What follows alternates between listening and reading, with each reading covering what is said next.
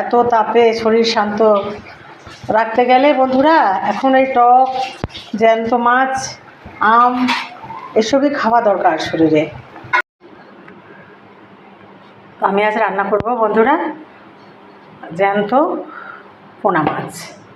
কীভাবে রান্না করব তো আপনাদের দেখাবো।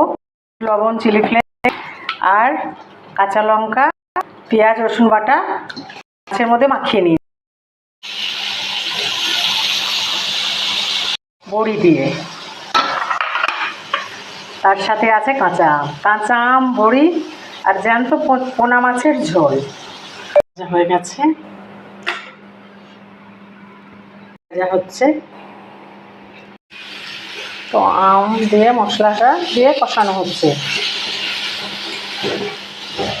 এর মধ্যে কিন্তু পেঁয়াজ, রসুন, কাঁচা লঙ্কারই মশলা দিই বন্ধুরা, জিরে গোলমরিচ দেওয়া হয়। বড়িটা ভেজে নিয়ে ভালোভাবে ধুয়ে জল দিয়ে ভিজিয়ে রেখেছি।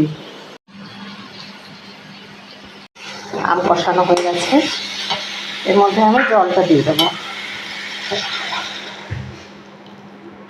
তো আমের মধ্যে জল দিয়ে দিলাম, তার মধ্যে আমি এই বড়িটা দিয়ে দিলাম। তো আমার ফুটে গেছে আম, বড়ি, এর মধ্যে আমি মাছগুলো সব দিয়ে দিলাম। মাছ রেডি হয়ে গেছে বন্ধুরা। আর আমি পরিবেশন করব না, এখান থেকে সবাইকে তুলে দিয়ে দেবো। এই মাছ, বড়ি।